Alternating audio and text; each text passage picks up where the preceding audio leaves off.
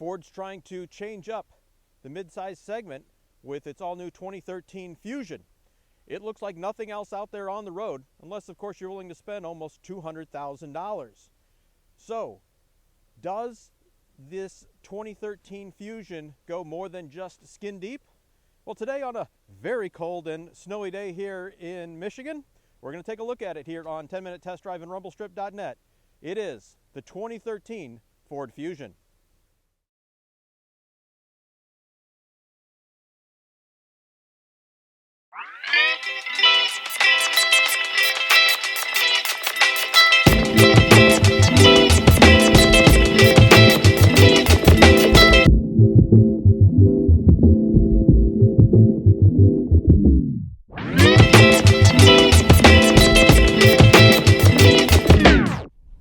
The midsize segment is a very competitive market here in the United States, as it is in most parts of the world. For years, this has been dominated by Toyota and the Camry. Not because it was the best looking car or the best driving car, but Toyota Camry was pretty much a reliable car that everyone could count on, and it got the job done. So when you're fighting against that, what do? Well, you have to mix up the market. Back in the mid-'80s, as we said, Ford really mixed up what was then, or what that time was considered a mid-size car, with the 1986 Taurus, which looked like nothing else before. I mean, it really brought aero to the mainstream. Now here in 2013, Ford is doing a bit of the same thing. They are taking style and really ramping it up. Now, ever since it debuted, everyone's seen the new Ford Fusion and thought, oh wow, that looks like an Aston Martin. Like, that's a bad thing. I mean, seriously, if you want an Aston Martin new, you're dropping, $150,000 to $200,000 plus. Nothing wrong with driving around in a car that legitimately looks like a car that's 2, 3, 4 times more expensive than what you're driving. What we have here, and have had for the last week, is the Fusion, and I'm going to call this a bit of a journalist special. It's the 1.6 EcoBoost 4-cylinder with a manual transmission. Now, manual transmission in a mid-sized car in the United States, they're going to sell about 300 of them, okay? Let's be honest. All the journalists like, save the manual, got to have a manual. In Europe, it's a whole different story, and you can see a little bit why in Europe this is a popular combination. First off, this 1.6 EcoBoost is fine for this car. It does not feel underpowered at all. It has been tuned so that you have plenty of low and mid-range power and torque, especially torque, so that you do not feel like you are underpowered. The 6-speed manual in this thing is quite good. The clutch effort is incredibly light, yet there's still good feel. So when you on the clutch uptake, you're not like, well, where's it going to engage? No, you know predictably where it's going to engage, and it has good feel, but you could drive it in stop and go traffic without a problem and never worry about, your leg being tired or aggravated or things like that. It's really a well done clutch system in here. And the 6-speed manual transmission, okay, it's not like it's got a Hurst shifter or a Pro 5.0 shifter in it, let's be honest, but it works very well. No worries about missing gears. Every gear is where you expect it to be. And, you could almost see driving a manual transmission in a 4-door sedan every day and not having a problem with it. In fact, enjoying it. It's been kind of fun to do, to be honest with you. As far as how it drives, it actually drives pretty well. It has the electric power steering in it, and at low speeds, it has no, I would say almost no feel, but what it is it has no effort. It's incredibly light, but as you speed up, it does, the resistance does increase. Now, is it a great driver's steering system? No, but again, this is a mid-size family 4-door car, and for the segment, I would say the steering is probably better than average. It's direct. There's feedback, not great feedback, but there's as much feedback as most people would want in a car like this. It's quiet. Hopefully you can hear the lack of ambient noise, although we're only going about 45 miles an hour as we're driving down the road here, but it's very quiet. Driving position is good. It has a lot of adjustment in the tilt and telescoping steering here. And then all of your buttons are on offer here for your climate control, for the radio, for hands-free phone, and also for the display system in the gauges. Now, this is like stupid minor kind of thing, but a couple things in the panel here is when you change channels and you go up and down, you don't go directly to the next station. You go to a intermediate screen, and then you can choose which channel you want, and then you hit OK, and then you go to it. I guess I can see if you're trying to skip 3 or 4 stations where that might make sense, but to me, I'd rather skip that intermediate step, and just as I'm going up and down, please take me to the next channel. The HVAC controls here are a little cramped, and a little design argument I'm going to have with them.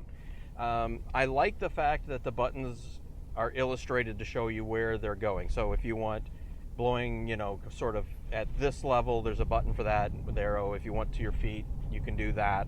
For the defroster as well. I like that. I mean, that's something that they took from a former company of theirs, Volvo. And, in the Volvo system, it's nice.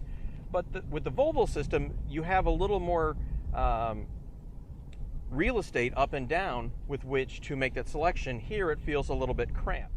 On the HVAC controls, a couple little minor quibbles here. We would like to see, rather than a blue and a red to indicate cooling and heating, actual numbers. Now, I know because this is sold as a world car, metric versus English and stuff like that, but it just would be nicer, and the notch would show you where you are temperature-wise. Isn't always clear, especially if you were wearing sunglasses. It's a little difficult to see, so you're sort of just guessing a little bit there. And then, like you said, the detents in the fan speed could be a little bit better.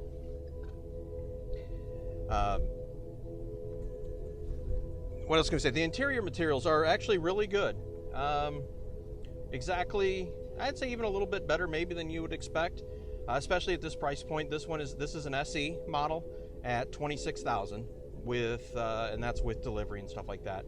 The materials are good. The use of hard plastic is kept to a minimum. Soft touch spots, really good. And the one thing that we really enjoy is in the center console where your knees would touch, Ford has actually put soft touch material. At least it's a padded area there, which you don't see a lot of times. In fact, that's usually one of our big gripes in this price range is, and it may just be the way that, a driving position or whatever, but knees are always banging against the center console, and it's hard plastic. It's not the most comfortable thing. Here it's got a little padding.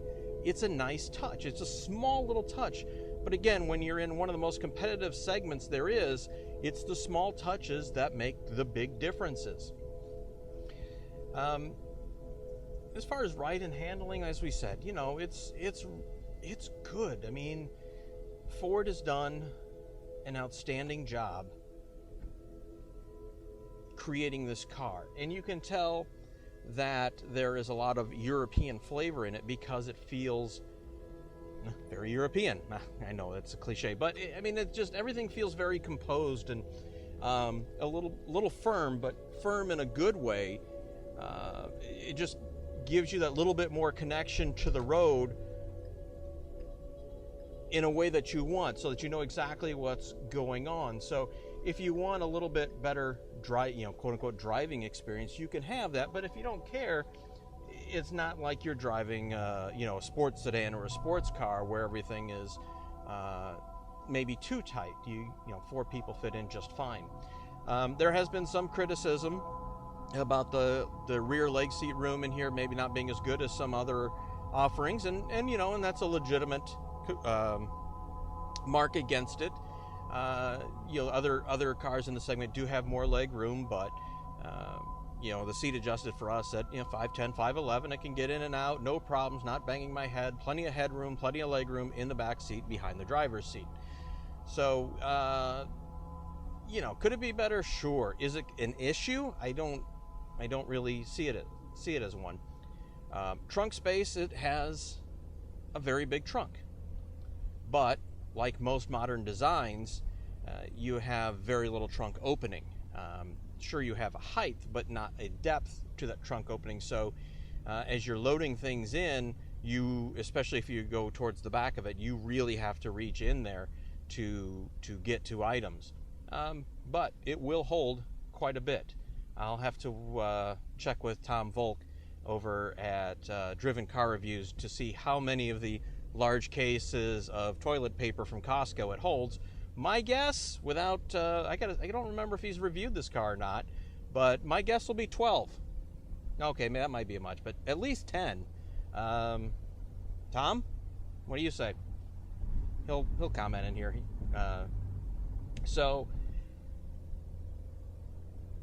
all in all, I mean, could we go on about this car? Yes, it's really good, very competitive, excellent value. And then, there's something else you don't see. Excellent value. Mileage, with the 1.6 in the manual, we got almost 34 on the highway with the cruise set at 78 miles an hour. Running around in the city, we're getting mid-20s, so your combined will be high 20s, maybe low 30s, depending on how you drive. Again, it's been very cold here for the week that we've had it. Single digits have been the norm, and that will have an effect on fuel economy as well. See Dan Gray at MPG-O-Matic for that. So all in all, if you are looking for a mid-sized car that's very family friendly, that drives well, it's comfortable, it's good value, this has got to be at or near the top of your shopping list. The Ford Fusion is an excellent car, and even as we said, in SE trim with cloth seats, and these are really, really nice cloth seats, and I got to say the cloth has been better than leather in this week that we've had the car. Just not getting in and getting a surprise of a cold bottom or the shock of one. Go drive this. It's really good. 1.6 manual. They're not going to sell too many of those, but what's not to like? Style, quality, ride, driving dynamics, room. Ford's got a winner right here.